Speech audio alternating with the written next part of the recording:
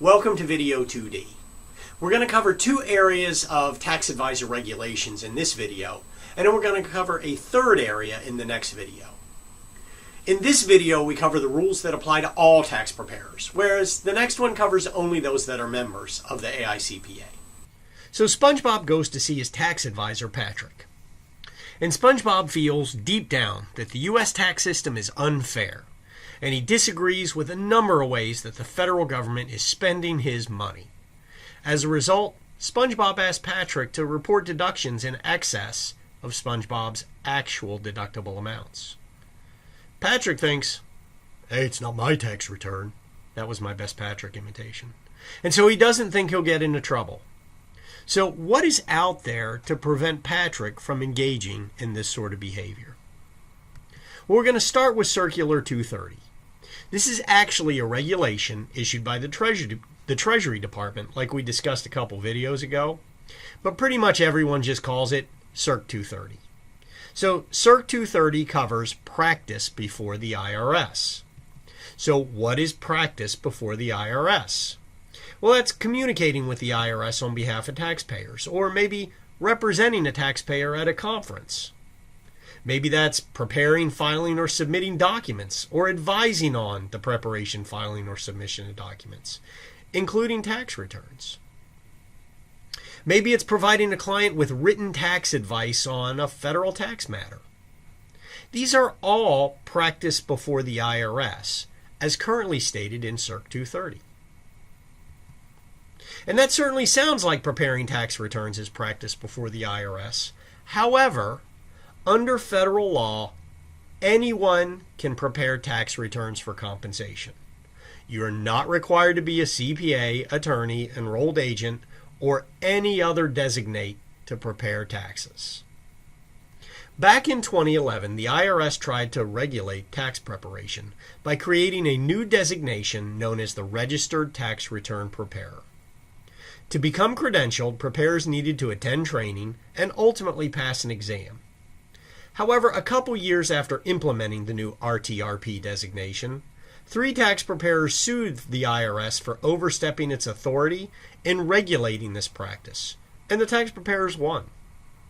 The entire RTRP scheme was eliminated immediately. What we are left with is a Circ 230 that still refers to RTRPs and leaves a somewhat confusing trail of rules and responsibilities. Let's start by breaking down the world of tax advisors into 2 groups. Enrolled preparers, which are those covered by Circ 230 and include CPAs, enrolled agents, attorneys, and the like, and unenrolled preparers, which is anyone that prepares tax returns but is outside the scope of Circ 230. Basically, unenrolled preparers, though capable of preparing tax returns legally, have some restrictions on the scope of what they can do when it comes to practice before the IRS. Unenrolled return preparers may not represent taxpayers before an appeals officer, revenue officer, counsel, or similar officers, or employees of the IRS. They're not allowed to execute closing agreements. They're not allowed to extend the statutory period for tax assessments, and they're not allowed to execute waivers or sign any documents on behalf of a taxpayer. But just to be perfectly clear, an unenrolled preparer is not prohibited from preparing tax returns.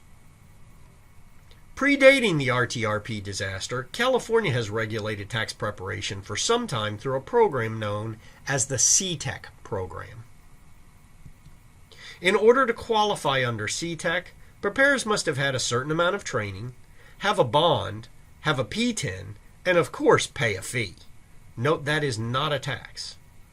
To renew the CTEC license, preparers must maintain a required number of hours of training each year.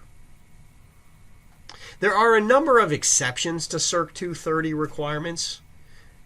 For example, you can always represent yourself or your family members. Circ 230 makes it clear that if you identify an error by your client, you must notify the client and describe the consequences of the error, but you are prohibited from contacting the IRS to report your client if they choose not to make a correction. Circ 230 also prohibits charging contingent fees, except under certain circumstances. And of course, Circ 230 lists off some best practices that aren't required per se, but are still strongly recommended. So far, we still have not seen anything that would prevent our tax advisor, Patrick, from signing a tax return with a known error. This is where a combination of both Circ 230 and 6694 come into play. Circ 230 states that a tax preparer should not sign a tax return on which a tax position was taken that lacks a reasonable basis or is unreasonable under Code Section 6694. To be clear, Code Section 6694 states that a taxpayer and a tax practitioner will not be subject to a penalty if there is substantial authority that supports the tax return position, or if there's a reasonable basis for the position and it's disclosed on the tax return. Substantial authority means that one of the sources provides a reasonable basis for the tax position taken. You can see that the list is fairly extensive. And you may want to note, as you walk through these, they largely align with the primary sources of tax law.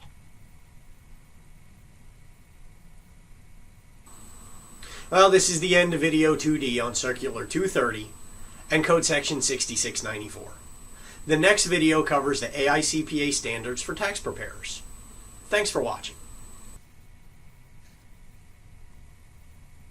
Here's another unlucky day coming up, tax day. It's on Tuesday, and a lot of people are going to be doing their taxes this weekend. So, you know, I think when you have to do something tedious like taxes, you should try to make it fun. Like Mary Poppins said, a spoonful of sugar on the lips, a lifetime on the hips, or something. I don't know what she said.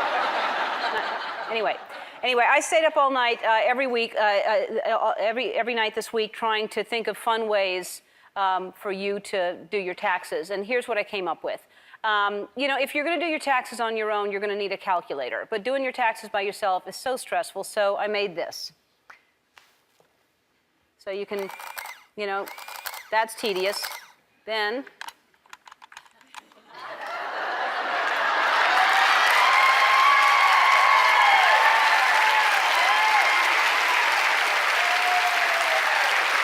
it's a flasculator.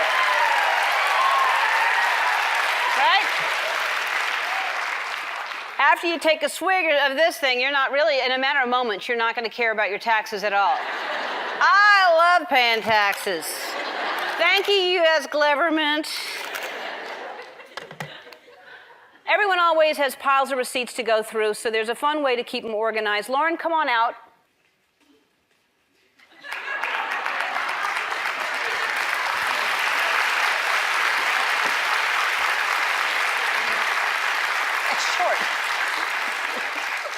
I didn't realize I didn't make it longer. I thought it was not going to be that short. It's a dress made of all your receipts, and you can wear it to the H&R Block, and you ask questions like, are these deductions too big? Not big enough? Turn around, let's see the back of you, Lauren. That's wonderful. That really is wonderful. How does that feel? Is it comfortable? Very comfortable. That's great. The staplers don't hurt at all? Not at all. It's wonderful. And you have a paper clip little things? You have a pencil in your hair, like Pebbles? Or who was on the Flintstones that wore a pencil in her hair? You're I right. think it was Pebbles. And a purse. It's wonderful. Thank you so much, Lauren. Thank you. All right, we'll be right back.